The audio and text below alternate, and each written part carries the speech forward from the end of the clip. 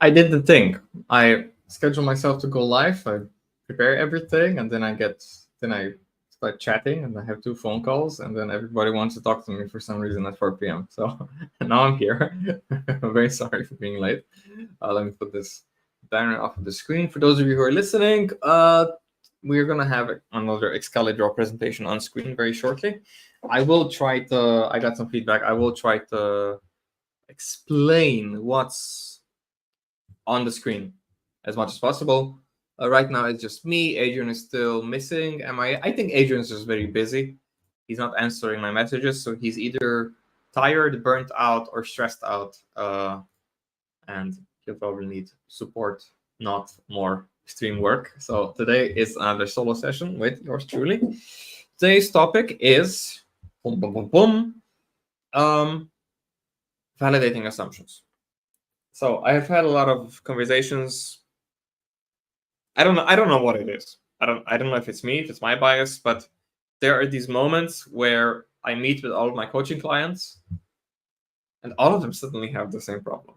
I don't know if it's something about the season or the industry that we share, but there seem to be general trends, and maybe I'm just amplifying it by exposure or by my own bias. But we do tend to pick up on similar issues. Maybe it's just recurring and normal in our industry to sort of deal with it. So today is validating assumptions, particularly when there's this sort of unvalidated assumption coming from the top. For context, heat is the problem, says Tony. Hey, Tony. Heat is the problem. Yeah, it might be the heat. So to follow through on the event itself, I posted a short description on LinkedIn.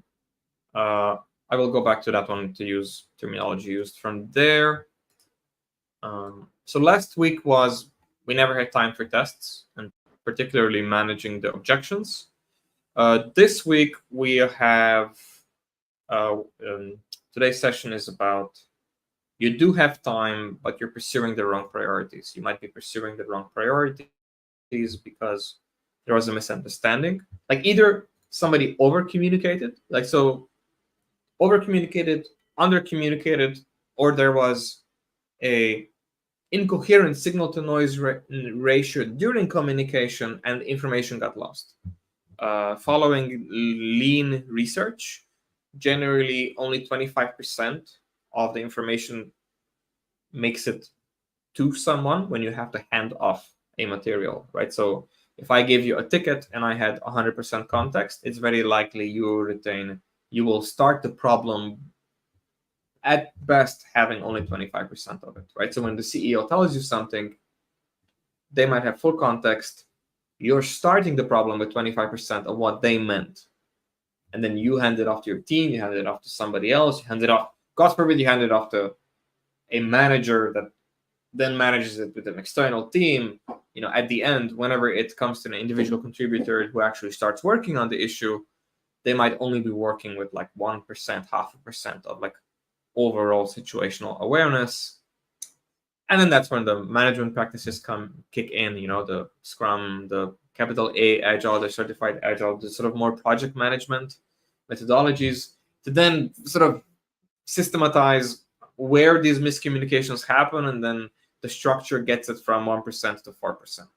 I'm not a huge fan of that. I think that's still a dysfunction. Like it's just less bad. It just meh, and it's just slightly less miserable.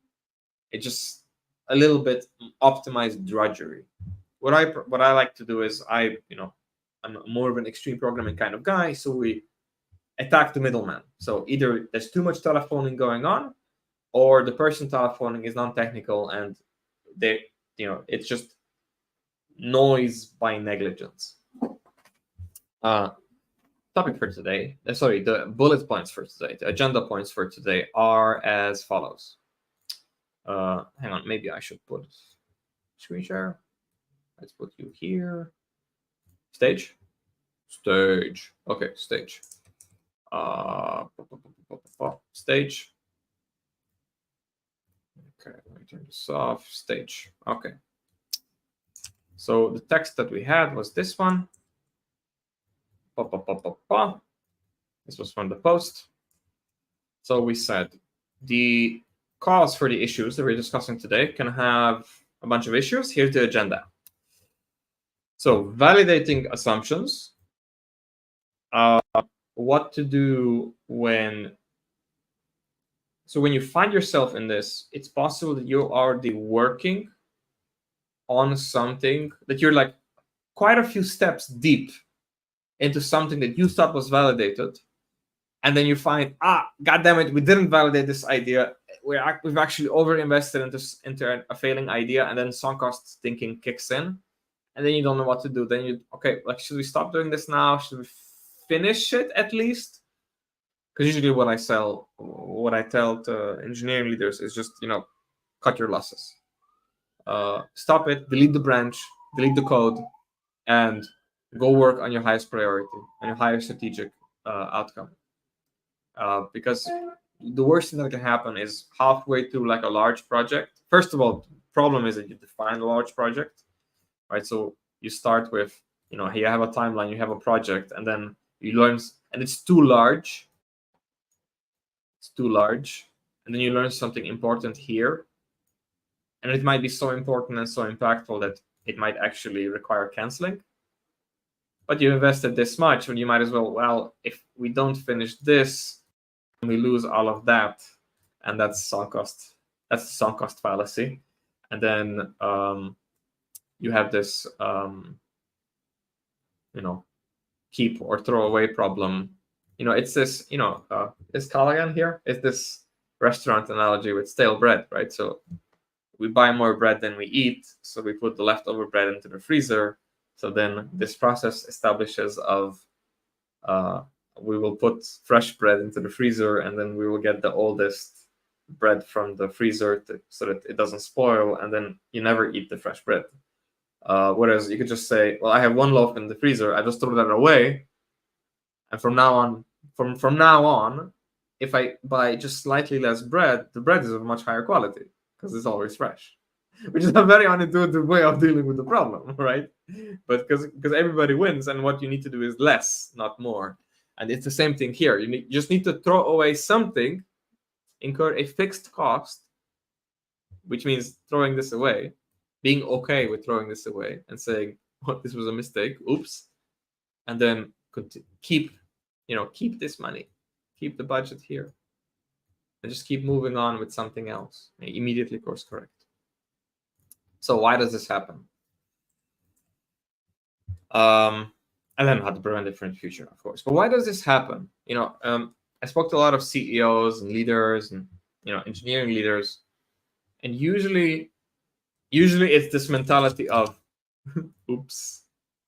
And it's actually the source of a lot of frustration. Because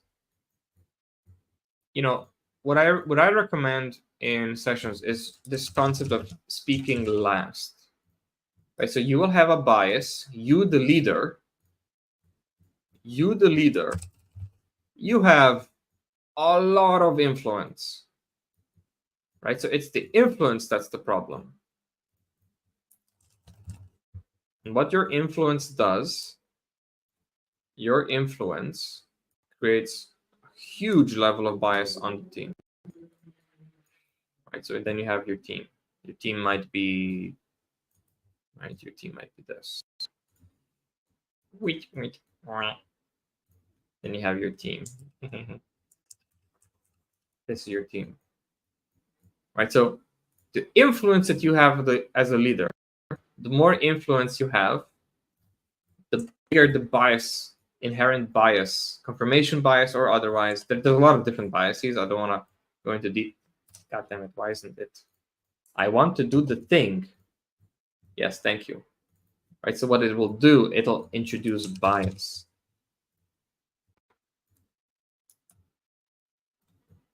And a lot of times that I hear engineering leaders describe this problem, they say, the leader says, I'm not sure why my team does it this way. We've never discussed this. And then when you do root cause analysis with them, you ask the team, why did they do it this way? The team says, oh, the CTO mentioned it once, and we thought it was really important, so we did it that way. Right? So it's like this, like one, like it's almost inversely correlated. The less they mention certain key details, the team might jump on it and they might attribute it as fact. And then the core self-diagnosis that I get from most engineering leaders is they tell me, I wish my team would challenge me more often.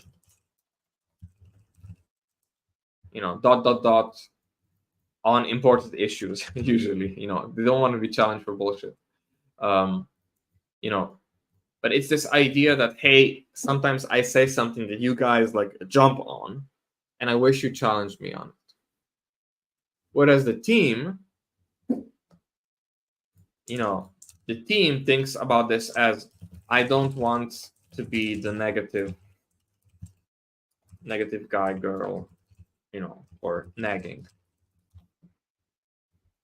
Right? So I don't want to be the troublemaker. Right? So it's these two poles that are in juxtaposition. It's these two problems, right? Okay, let's use these arrows. It's these two problems that are causing friction. The team doesn't want to stir trouble. The leader doesn't. The leader wishes their opinions, their assumptions would be challenged more often. Because when certain things that are blurted out don't get challenged, the team, says, oh, the CTO said X, so X is probably fact. Why? Well, because they're the most experienced person in the room, they're the highest paid person in the room, they are the person who understands the strategic interests of the company the most, they are the person who understands the product the most, the people the most, our direction the most, the roadmap, blah, blah, blah, blah. Like, you come with an inherent bias thinking that whatever they say is more true than your intuition. And this is even worse when there's a triangle. And I see this, which is the title, the clickbaity title of the episode today, when CEOs do this. Because CEOs will sometimes tell you, and let me know. No, we have a comment, and Rage King, hey, Hugh. We had a few comments. Getting to that in 60 seconds. The worst thing is when the CEOs tell you something about the market. The market won't X, or I know our users will want feature X. And that is, let's say, the most extreme, the most annoying expression of this problem. Because ideally, you understand why that is and under what constraints that is true. For example, if somebody says, hey, if we add feature X to our product, we will reach a much bigger audience. And if you just take that for granted, you might implement something that, rather than being implemented fully, should actually be tested, validated for the correctness of the underlying assumption, which is, hey, if we do build it, does it increase reach? Does it increase leads, the number of leads, or the number of conversions, or the number of paying customers, or the frequency of signups, or could it have a negative effect? Could it cause churn? Those are the more complex problems. Noel said, sadly, that isn't always feasible. No, I was talking about cutting sunk cost losses, by the way. Oh yeah, the deleting of the code. Oh yeah, everybody hates that. Oh, I deleted. Like, when I say like delete branches, like, there's so many issues. There was a client once that I said, what's your biggest problem? They said, well, sometimes there's a lot of projects in the pipeline, and if they unexpectedly bloat and take much longer, senior management might, course correct, like course correct. Like, they would do a hard reprioritization. And then that like 2-3 month project stays on like a feature branch, or like stays on like a branch unmerged. And those keep piling up. And then when I look at the pull requests, it's just like a bunch of like very old branches that we never get to. And those are causing stress and fatigue. And I said, well, okay, so the next time this happens, what do we do? Yeah, we immediately cut it off and delete it. Or try to salvage what we can, merge what we can, and then delete immediately what we couldn't salvage. Okay, and what is the correct thing to do now? I asked. And they said, well, we should probably go over the current branches and delete as much as possible. Cool, nice. And then that week, that exact scenario happened. Somebody was working on a feature. It took longer than expected. They asked for help. As more people came onto the project, it bloated very quickly, and it suddenly went further away from the deadline, from being delivered. And then senior management stepped in and said, okay, stop this now. We have an emergency. And then I said, okay, remember our conversation, what needs to be done? Oh yeah, delete the branch. No, but I don't want to delete the branch. Like, they invested so much time, they'll be offended. There might be a lot of useful things there. And I said, well, if there's useful things in there, the users can't use them right now. So it's not very useful if we deprive our customers, your customers, from having the useful features. And I said, yeah, but it takes time to validate. Well, then I said, well, maybe the idea of usefulness wasn't validated, and maybe most of the branches actually waste. So if it's waste, it might rot faster. Use whatever metaphor you want. The longer it stays there, the less likely you'll be to understand it in the future. So it'll stay. So what do we do?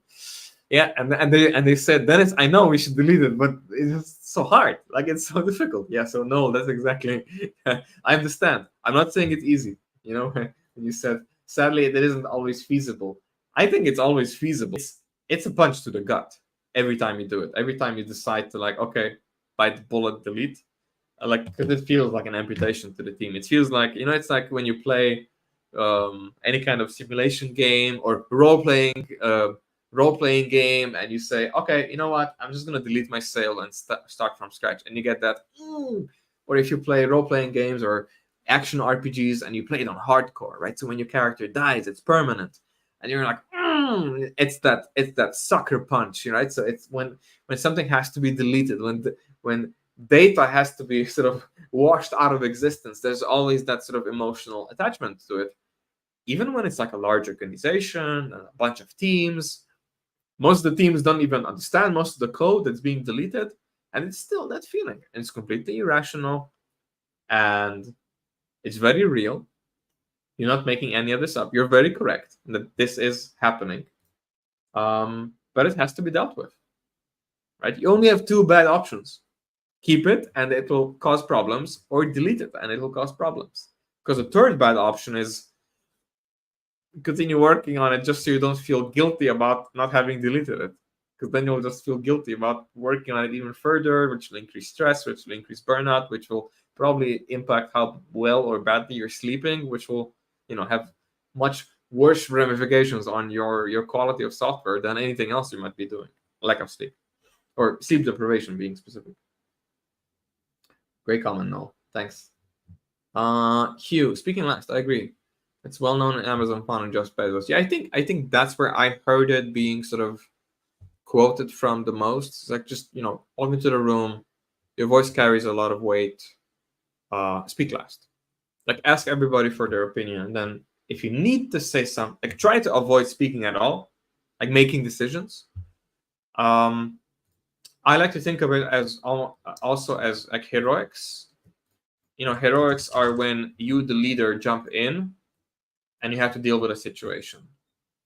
Like, every single heroic is, every heroic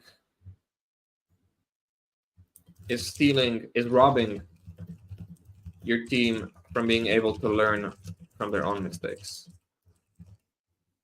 right? Because every heroic is this attitude of, you made a mistake and now I'm gonna fix it.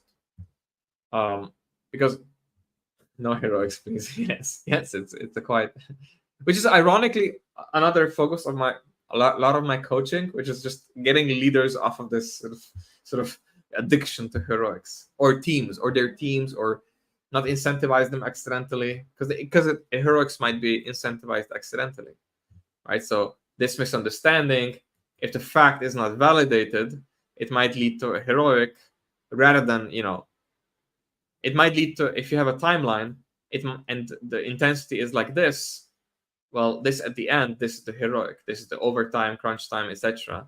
And what I'm saying is, well, if you validate the idea and you do a little small heroic here, and the heroic isn't intensity in time, the heroic might be intensity in how much you're straining your relationships with your other peers and stakeholders. Because you might, at the beginning of the project, I always say, play it on hard mode, say no to as many things as possible, like cause a little friction, push back, right? It's exactly that thing that leaders want, like challenge them. Challenge leadership as much as possible early on in the project. Get the right scope, get the right cadence, get the right feel for the essential complexity of what's going on. And then you get to validate a lot of assumptions. Then you get to avoid the heroics in the first place. Like to do a heroic early, be that unpopular person, for a very short spurt during the project, and then then project can be built baseline on time every day. Then you do these every now and then these are basically your experiments. These are your main deliveries. These are your incremental progress. It also shows a lot of evidence of progress when I can just say, okay, the distance between them or the frequency of them, the cadence of them is also a data point. Makes management easier. You validate certain assumptions, and then you get to avoid this problem in the first place. So one of the agenda points was, how do I prevent it from happening in the future? But first of all, you need to figure out that this is actually happening and this is a problem. One of the things that pops up often in my coaching sessions is this idea that there's an assumption. Think of it as, we will build feature X and we need more cash flow. We build feature X and it will produce more cash flow. And then somebody speaks too early, and then the team has 100% certainty that this is true, but they're only 25 certain that in their ability to implement, right? So they are in, let's say, in value, right? So they are 100% certain that the assumption is correct as long as they implement it fully and correctly, right? So at the beginning of the project, the team goes into it thinking that the biggest problem will be that they won't be able to implement everything. So they focus on trying to implement as much as possible. But the reality is that they're actually super talented, but the assumption only had a 2% chance of being correct. And they have like a 40% success rate in executing a plan, right? So with these numbers, actually what you should be doing is implementing as little as possible to validate that you are correct on the first bet, because it's usually smaller, rather than going all in on implementation and then you beat yourself up about not having implemented enough by the end of the deadline. And then you deliver it, and then you figure out, not only did we spend a lot more money than we wanted to, but it produces much less money than we hoped. And then you get this double whammy of costs are 2x and the efficacy is only 20% of what we thought it was, which means that now the problem is 10 times worse, and it's too late and the money is already spent and you can't get it back. So the point is, if your certainty for certain bets is 2%, or if your leaders are giving you this false hope, this false credibility that it's 100%, attack this first. Question everything, challenge everything very early on, and get realistic numbers. Because then usually the numbers are this low, and then only, then invest like 5% of your budget into validating that 2% idea. That means that the entire team needs to basically do a hackathon. Get together for like 2-3 days full time and just hack together a prototype that you can give to users, like a trip page, like a landing page, like a beta sign up, like a we're going to implement this feature. Sign up now to get early access. just to implement something, and maybe implement a rough version of it so you can record like a video, like, you know, landing pages that have like quick video demos or even interactive demos, where you basically take a Figma board, and the Figma board itself is interactive, but most of the touch points are tooltips, like a tutorial. So you basically explain how the product will work before you go and implement the really nitty-gritty stuff, and invest money into that. Now, if you were right, compared to this version, and you spend 5% on this, a pessimistic person might say that right now you've wasted 5%, and now you have to build the project with 95% instead of 100%, and that is a 5% efficiency loss, and we shouldn't do that. Yes, you're right. If you're right, and there's a 2% chance of you being right, which means that there's a 2% chance of you being right, and there's a 98% chance of you being wrong, and in the 2% chance, there was 100% chance that you wasted 5% of the budget, and in this case, there's a 100% chance that you wasted 100% of the budget, right? So the point with this is that if you're gambling, your losers need to be the same size as your winners. That's the takeaway. And believe me, these are not the same size. These are not the same size. That's the core. That's the idea here, right? So there will be biases involved with how you're communicating and how you're communicating with your leadership, management, stakeholders. Sometimes they're the same person, sometimes they're not. In startups, you know, people can be wearing many hats and have informal authority.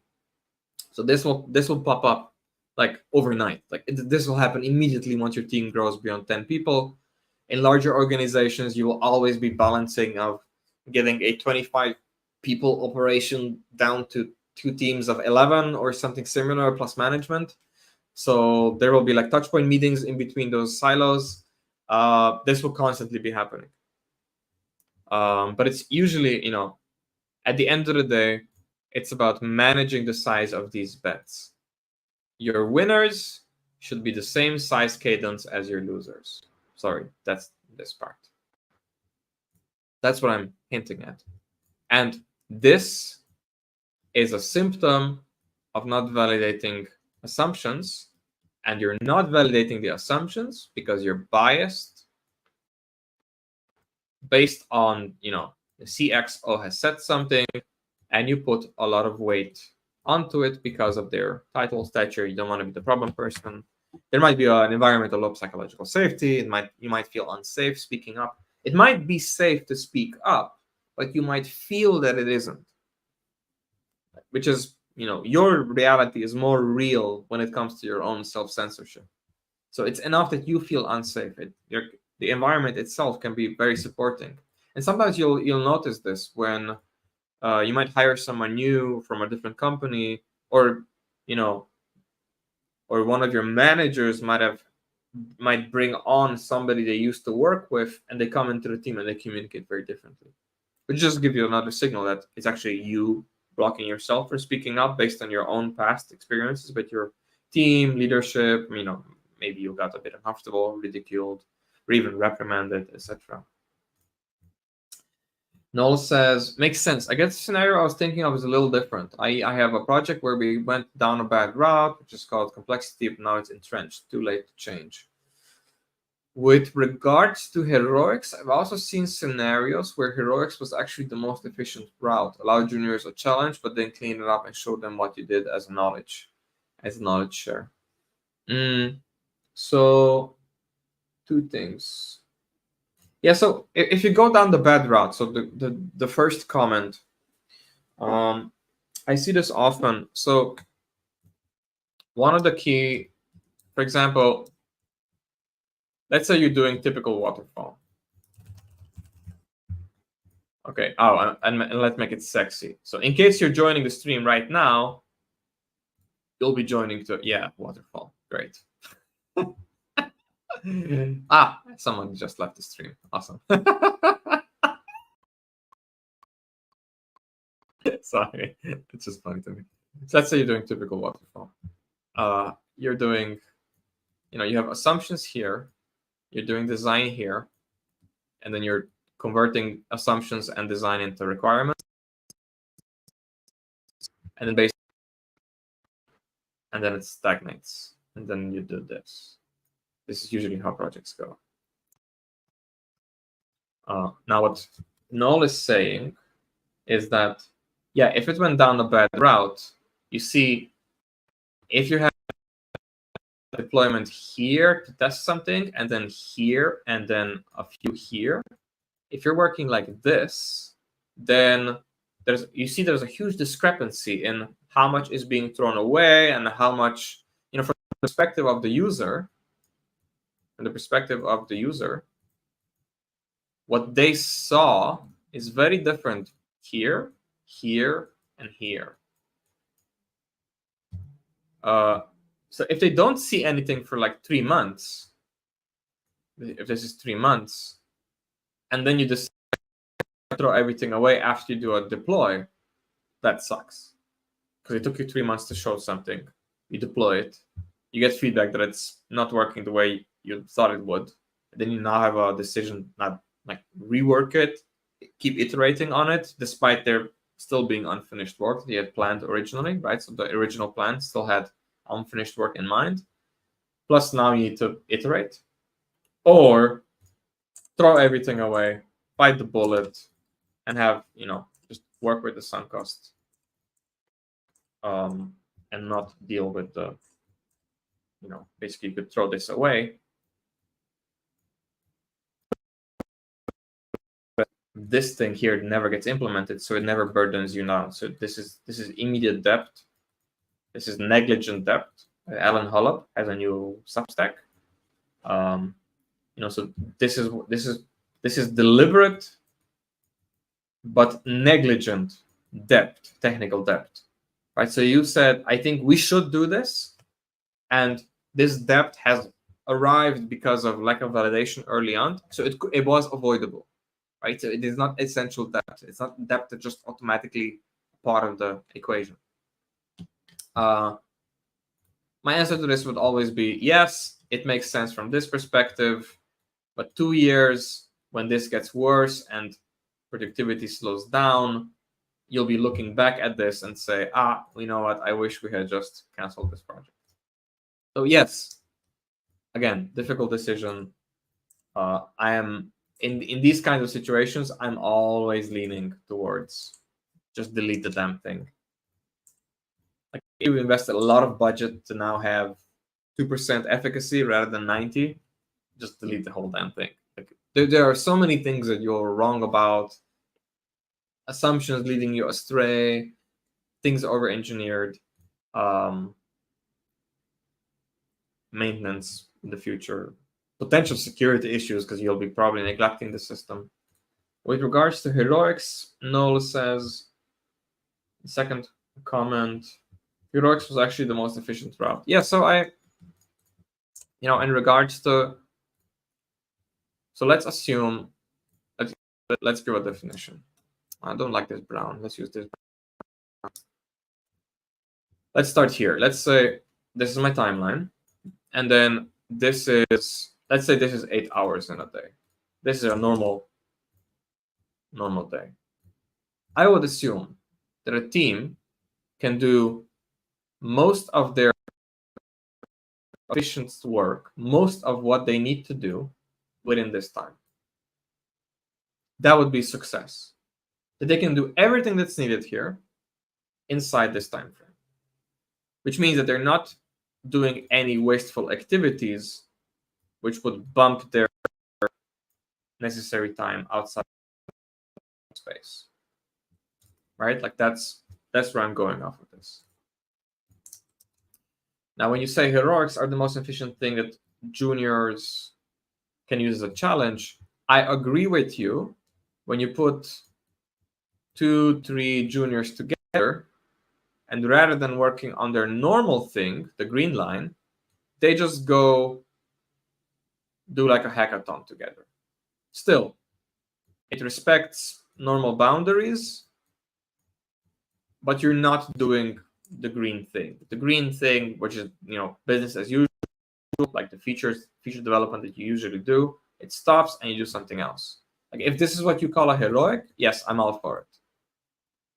What I wouldn't do is doing this on top of the green thing early and work a weekend and try to cram in some kind of research while trying to wrap up something else or work on some support or clean up a previous mess while doing research for the next one, and do that as heroic to keep people motivated.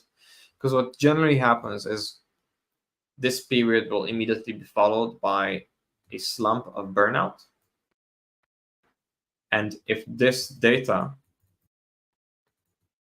is being used here to make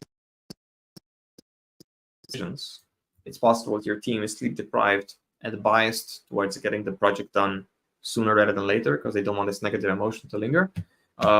They might make decisions with certain biases. Again, they might lean on assumptions and unvalidated assumptions from their leaders, which means there might be this sort of negative sentiment in the team. And there's this, in psychology, there's this concept called neuroticism, which is how sensitive are you? Like how intense of a reaction do you have to negative emotion? And when you're tired, your team members who are highest on neuroticism, they will respond. They will disconnect most intensely from the situation.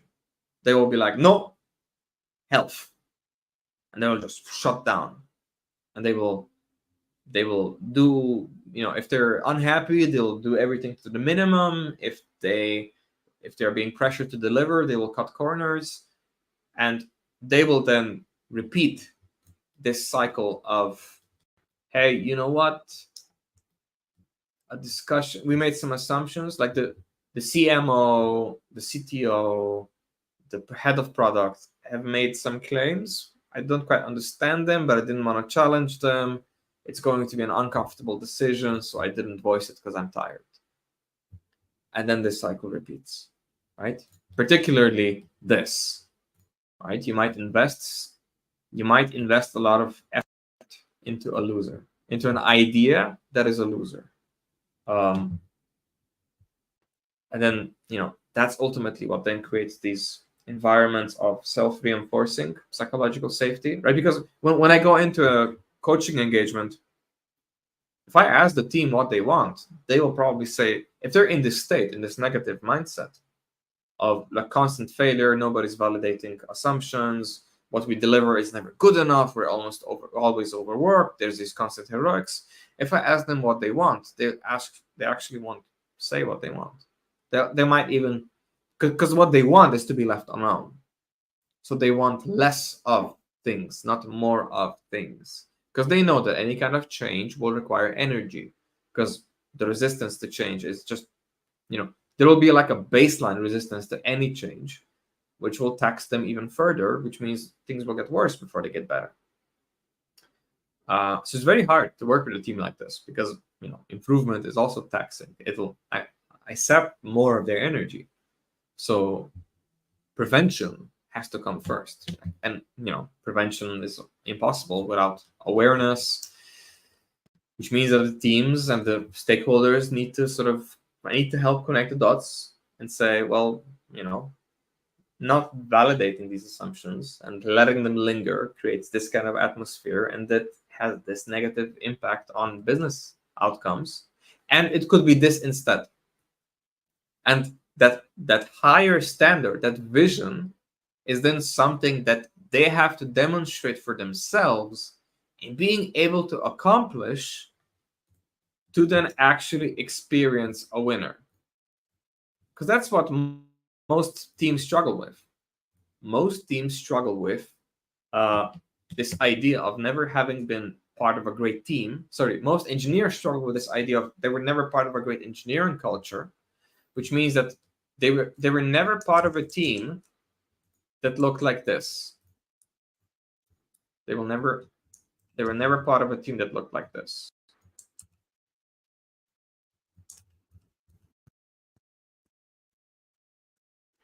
Right? They were always part of a team that looked like this. Well, they were always part of a team that looked like this. Right? Now, the best products are probably like this. These are like the really persisting entrepreneurs.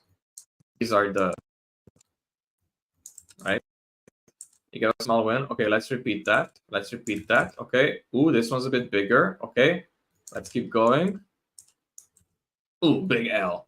Okay, hang on. Okay, let's go smaller. Let's go smaller. Big mistake. Okay, let's keep repeating. And then a few years from now, okay, now we're OpenAI. Now we have ChatGPT, right? Realistically, it's gonna be, the bottom one.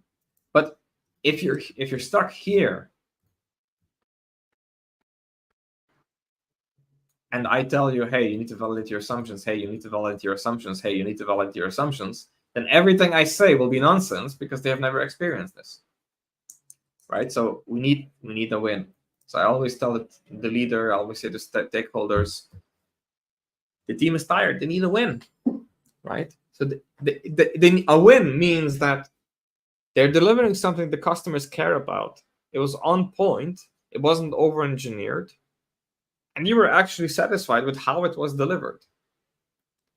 And the common denominator of how we achieve this is with following 3 simple rules. This is now, again, going into this point of how do you prevent it and what do you do when you find yourself in this pickle.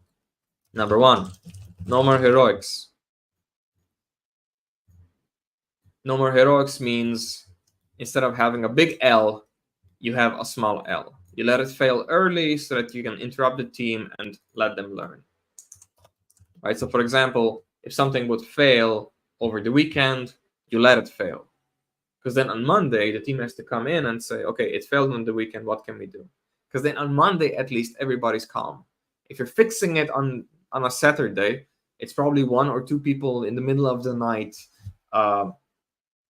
being super stressed out, sleep deprived, and they don't want to do root cause analysis. They don't want to do a retro. They just want to fix the problem. And then by the time they come back on Monday, they cause some issues, and then there's like a cleanup operation, and then now nobody has a time for the retro. And by the time you have time, everybody's so burnt out they just want to relax and rest. And then by the time you do the retro, it's too late and you don't remember the important details anymore. So number 1, no more heroics. Just let things fail and then do a retro when everybody's calm. Under the assumption that if you let it fail earlier, the failure will be smaller. If the failure is ginormous, like some, I don't know, some dangerous practice or leaking personal data, then obviously you need to rethink your strategy. Like you need to be able to decompose your problems into smaller failures. If you're waterfalling, it's such a huge step because it might be too rigid. No more heroics. Number 2, more frequent releases. Right, so more frequent, smaller releases. That means that when something is not finished, sometimes we target like a week. I like to get it outside of the weekly cadence. I tell them like pick like 3.5 days or 2 days or 4 days, so it doesn't perfectly synchronize with the week. Because then if you start something on Monday and then you stop on Friday, well, now we need to sacrifice the entire next week to do something with this. So usually I tell them if you start something on Monday and it's not done by Wednesday or Thursday, then we interrupt the work, we extract what is releasable and then release that.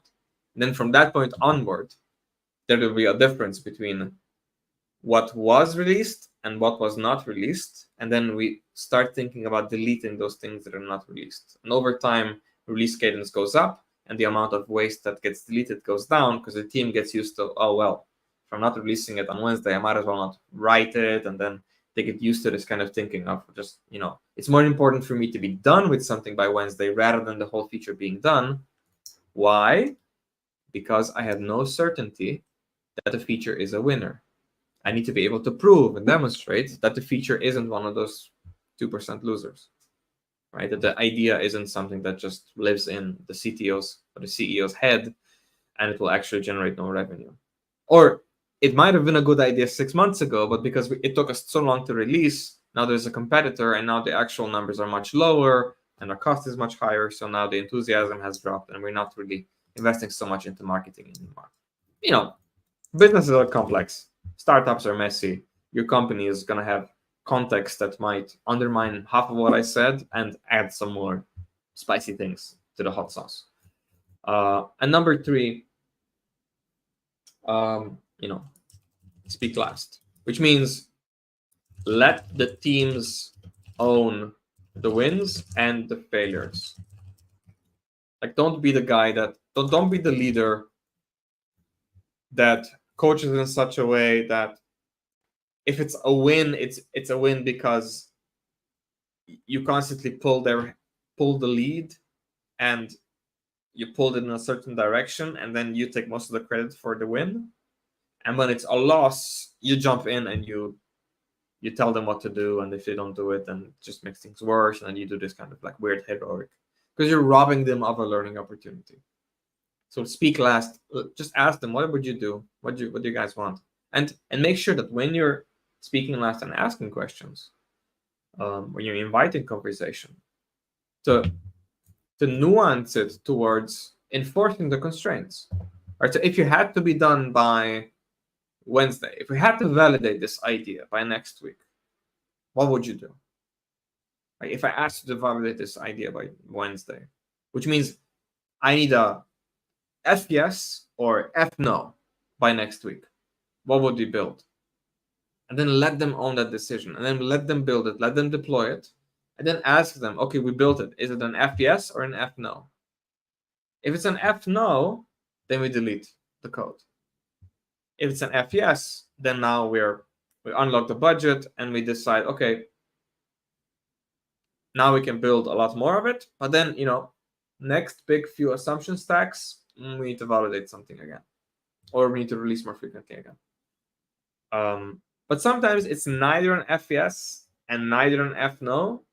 So somebody has to make a judgment call, and it's very useful if you speak last and you ask them, hey, what would you do? You tell them, they tell you, and then you speak last. You might give your opinion, you might not, and you say, okay, let's try it. But if it's unconclusive, I will make a decision. Right? You, the leader, I will make a decision. If it's unconclusive, if it's neither F yes, neither F no, I will make a decision. Because then they know that they have to stop either way, and you make a decision that synchronizes the timeline, and then it basically positions you, the representative of the stakeholders, to say, okay, if we're not sure about the profit potential of the feature we're building, I will decide what to do with the remaining budget. So it doesn't do this, it doesn't do this weird, oh, we're here and we spent so much of this budget. Should we spend the rest? Is this an engineering decision? Is this a product decision? No. You have somebody who owns the decision-making process, the strategic oversights. You have somebody who owns the I would say the cost of not doing something, the cost of delay of other things. Call this a tech board. We had a conversation with Sander Huggernon a while ago. He called this a tech board. And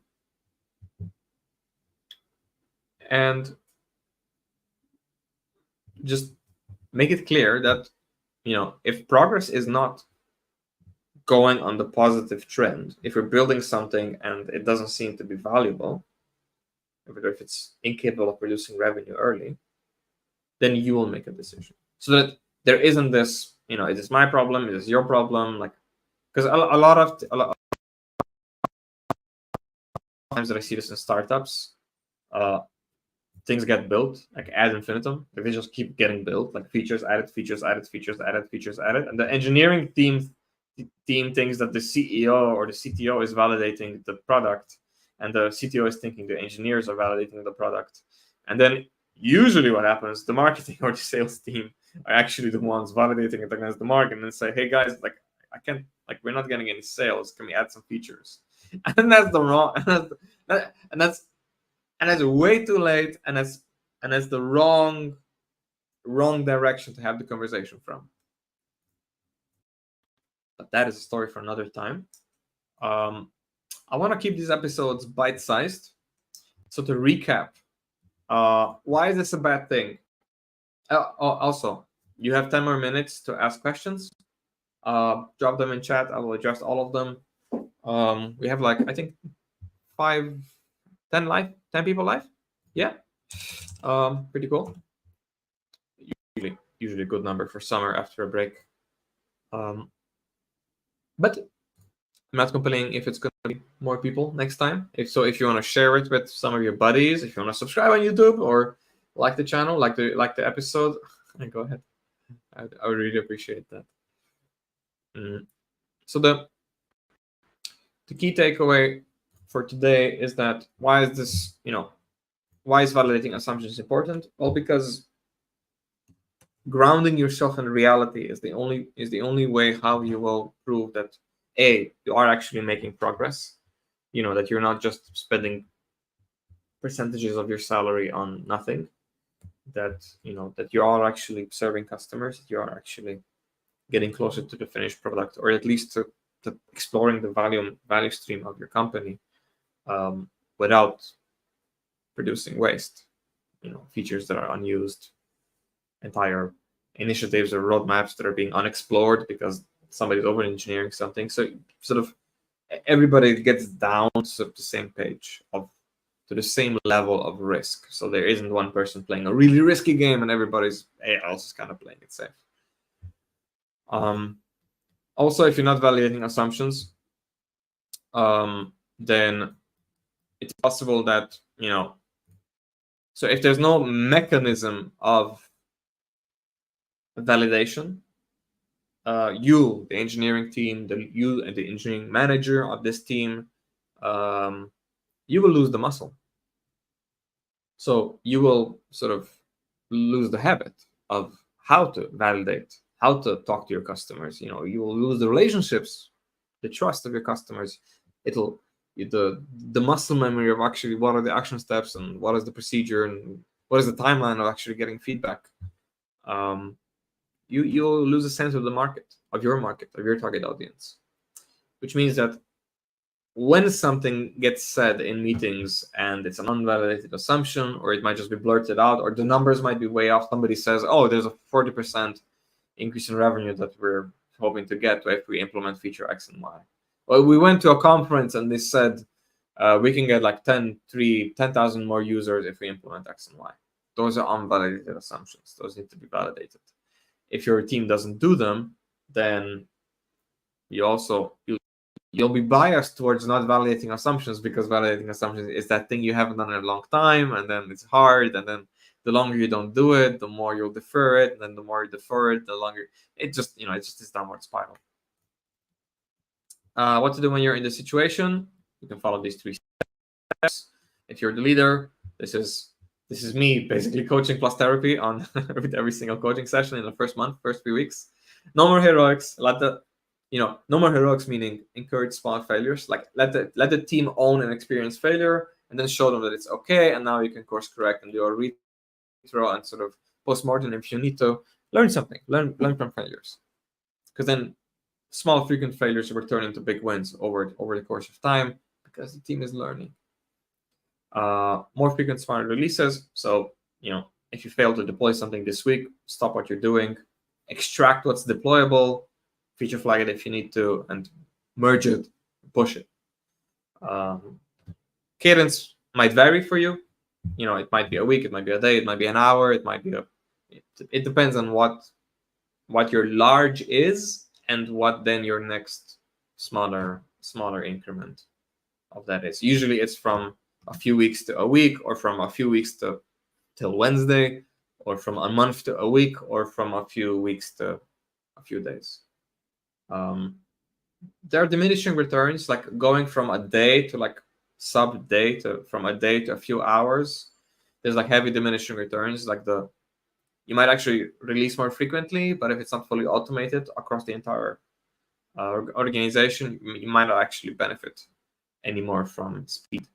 But you do benefit from releasing continuously every single commit.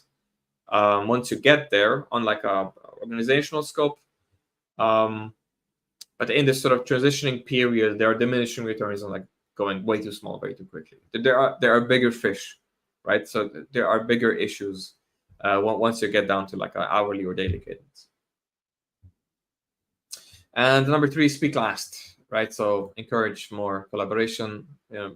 So work on psychological safety, right? So speaking last is a proxy KPI or like a proxy behavior to actually encourage more psychological safety, right? So don't be the guy or the girl that defines correct ideas, but just let people speak, and maybe they'll say something stupid and be okay with that, and maybe they'll ask a silly question and then be okay with that.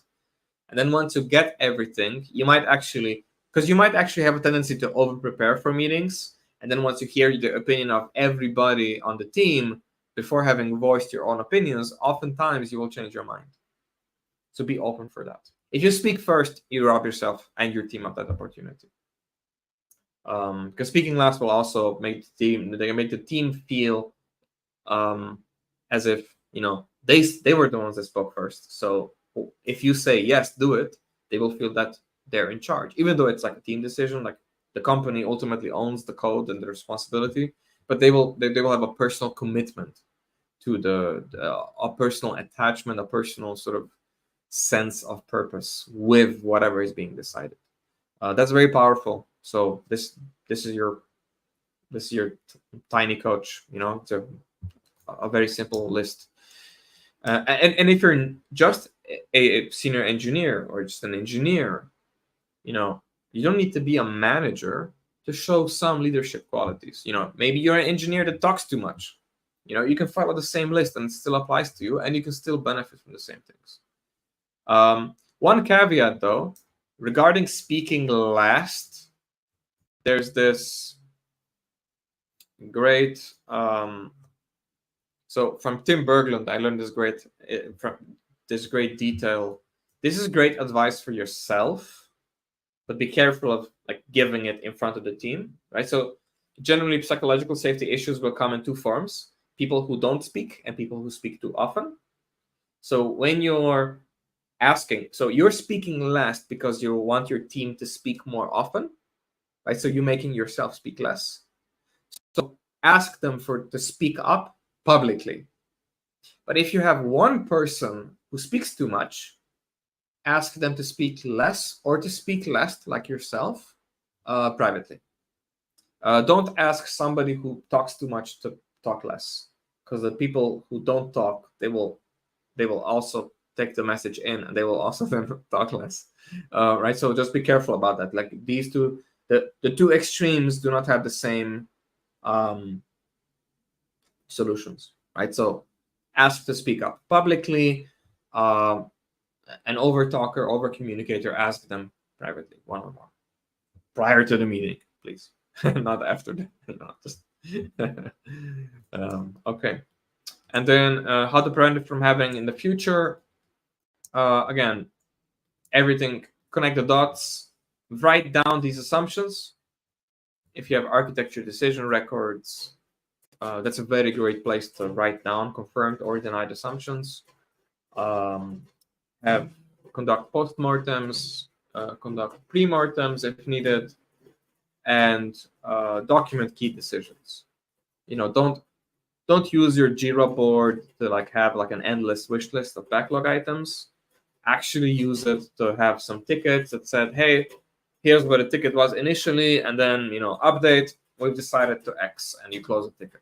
Right? So have these decisions in there, and if possible, move them to architecture decision records in your code base if they're applied to architecture or code or infrastructure in some way. But again, if you're speaking last, then the team, over time, the team will own making these decisions and disproving certain assumptions, which will also, create these like pairs of touch points between stakeholders, CXOs, and team members. where they will say something and the team might ask, okay, well, how do we know that's true? How can we validate that? And the person who made the claim and the person who validates the claim, the more often you learn something, they will start forming bonds. And that is also very powerful. So that will be sort of the undocumented relationship building that comes as a result of actually learning together, by collaborating together. And that will just be something that will ingrain itself into your engineering culture, into your DNA. And that'll really be the thing that really makes it awesome to work at your company, to work in your team. One more question, and then I have to sign up. Let's stop sharing. Simon, big question. How do you get rid of features that didn't make it in, that you no longer use, or it didn't pan out with the customer? I got a lot of feature after feature being added, but not removal. This leads to slower dev as you have more to maintain. Probably a bigger conversation because it relies on having luxury of tests and using feature tags. Hope this makes sense. Yeah, so removing features is always a contentious aspect. Have a rollout strategy. What you don't want to do is say, I have a ticket to go in and remove feature X. That's silly, because that's, what's the value in that for the customer, right? So you want to roll out features you want to do them the other way around. You don't want to remove features explicitly, but you want to create a conversation of, we should assume all features, like, how do I best describe this? Throw me some rope here, Simon, if I'm being too confusing. It's been a while since I last explained this. So follow the scientific method, right? So say, if I'm right, then this will behave like this, and it's impossible to prove the contrary, right? So if I'm wrong, then you can prove X,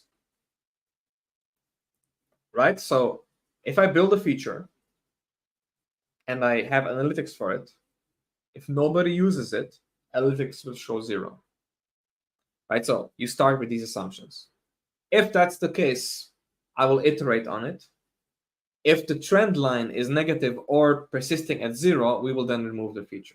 Right? So plan this into every single feature.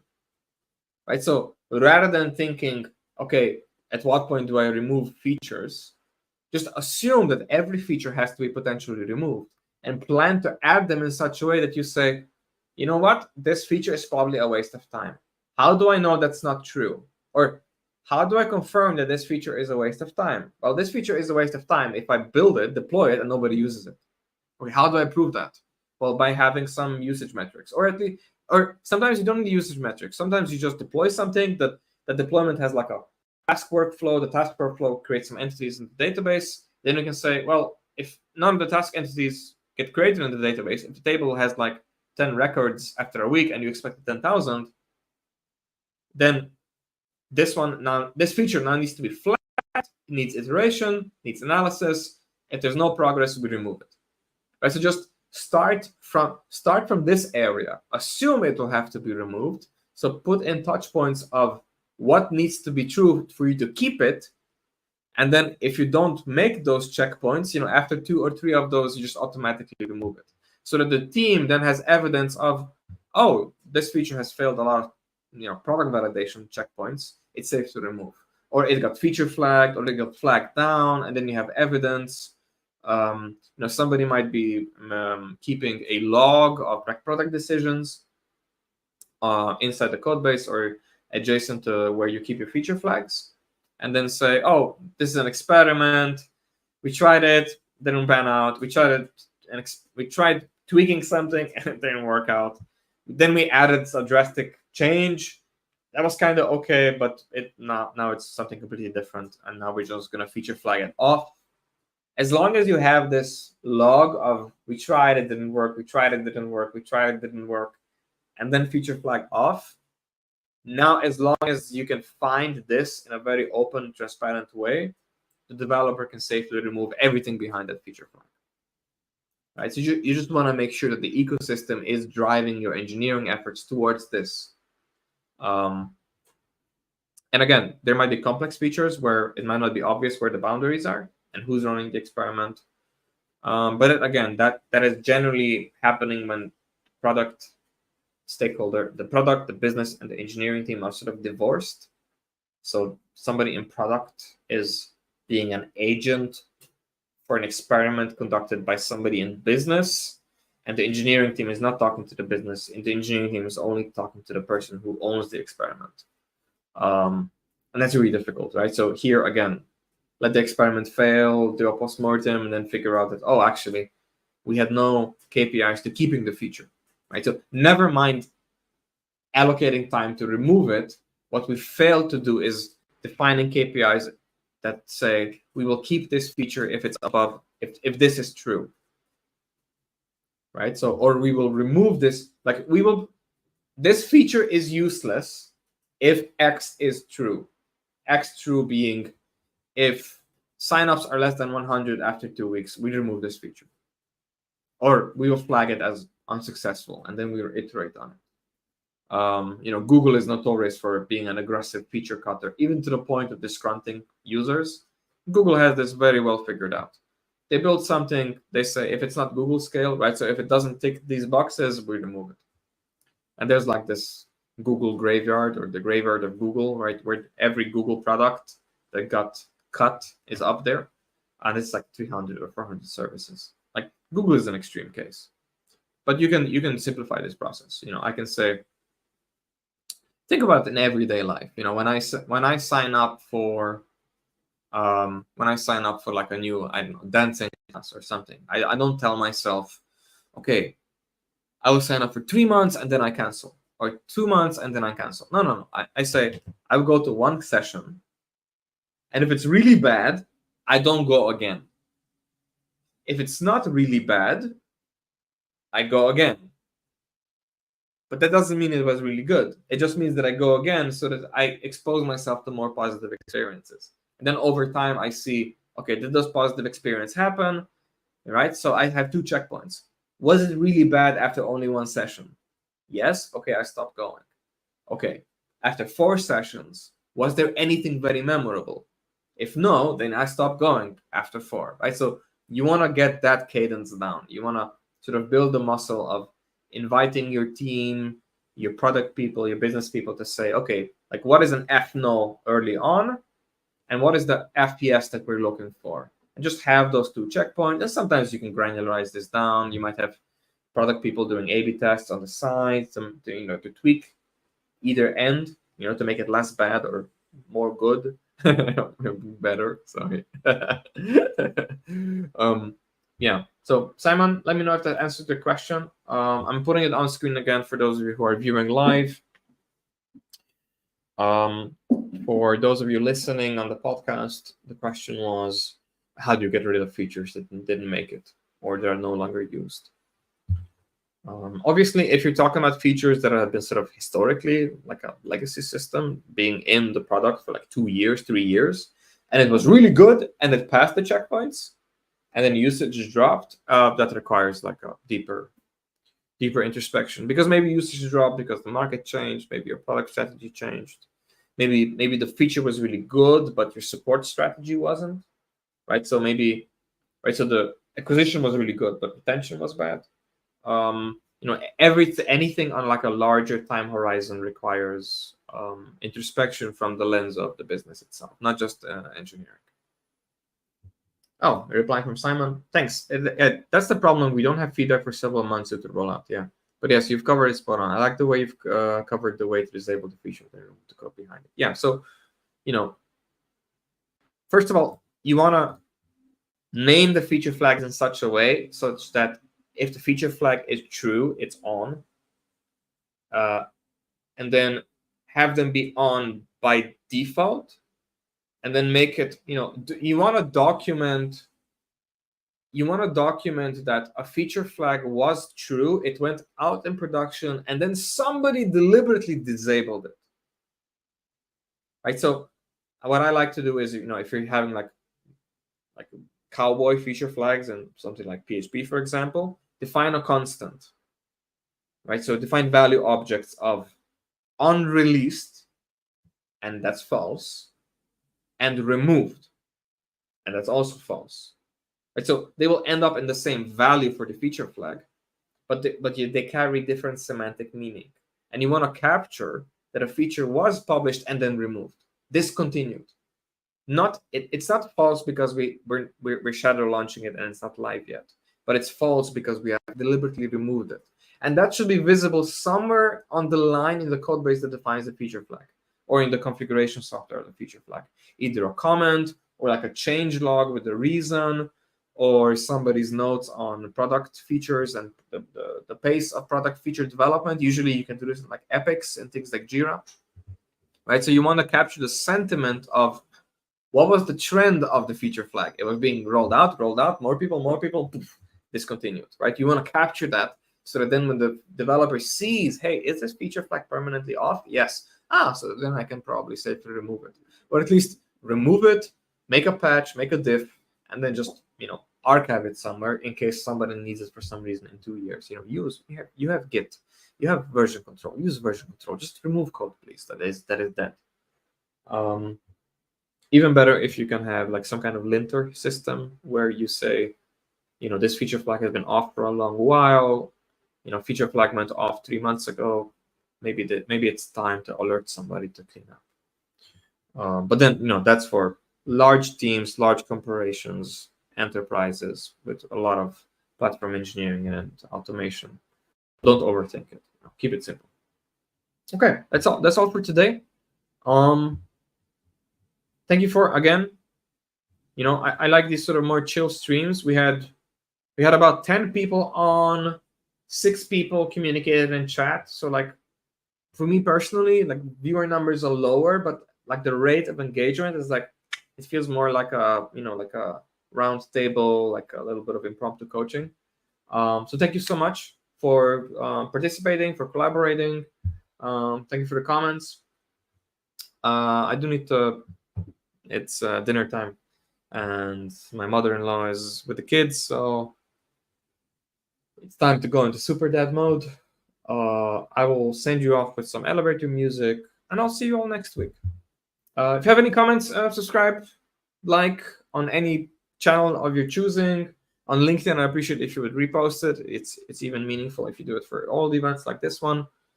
And yeah, talk soon. Enjoy. Have a lovely weekend if you don't chat in the meantime. Ciao.